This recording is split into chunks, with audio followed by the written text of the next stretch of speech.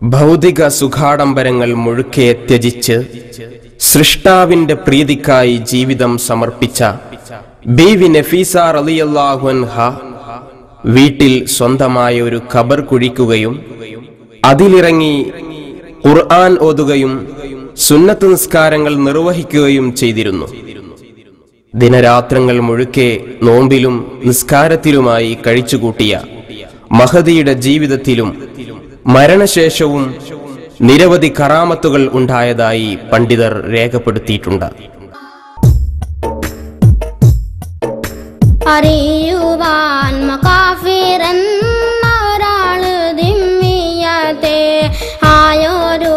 സ്ത്രീയെ കല്യാണമേ കാശിത്തെ സിറിയവൾ ഒരാൺ കിടാവെ മേനിൽ പ്രസവിത്തെ സ്നേഹമാലെ പോറ്റിയേറ്റം ആറ്റലാൽ വളർത്തെ ഉറയുവാൻ ആ കുട്ടി ഉള്ളവർ പിടിത്ത് ഹാബസാനതിൽ ഗണിത്തെ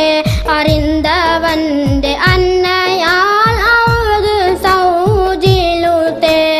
അമ്പരെ നമൈന ഫീസത്താണവർ ഇടത്തെ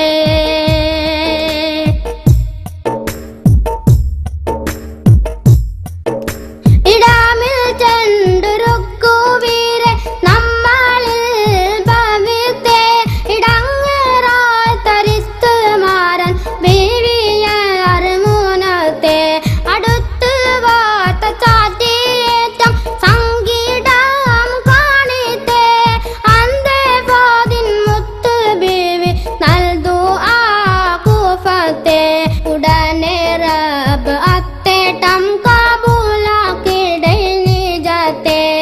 അന്ന് പാതിരാവിൽ കുട്ടി ബാസലിൽ അടുത്തെ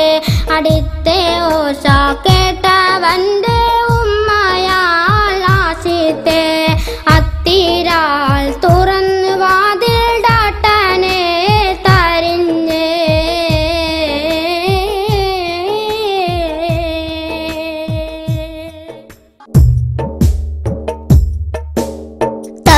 തരിതത്തവന്റെ കൈപൂടിത്ത് കൺമുഖം മണത്തെ താരുളെ നീ ഹബ്സദീന് എങ്ങനെ വന്നത്തെ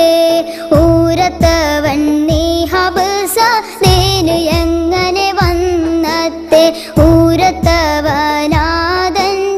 ഉമ്മ കേളുവിൻ പാലത്തെ ഉന്മഭാഷം ഞാൻ കെണിയിൽ ദുഃഖമാൽ മൂഷിത്തെ ഈരിന്തിടുമ്പോൾ കണ്ടോരു വളർമയുൾ കരത്തെ ഇട്ട സലാസിൽ അതിനെ പൊട്ടുവാനൊരു സൗത്തെ തരമഹീനിൽ എന്നുടെ യതിക്കകം ഗണിത്തെ ചങ്ങല തേറിത്ത് ഞാനും പോരെ ഈ സാത്തെ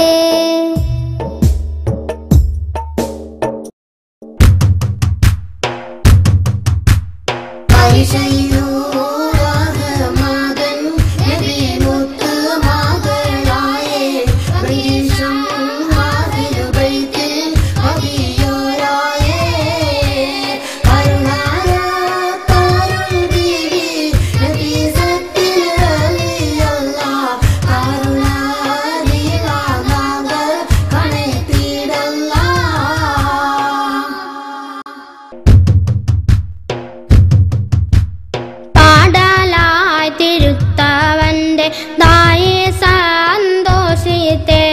പാടലായി തിരുത്തവന്റെ ദായി സന്തോഷിത്തെ പാർത്തിടാമൽ അയ്യവളും കൂടെ എഴുപത്തെ പാർത്തിടാമൽ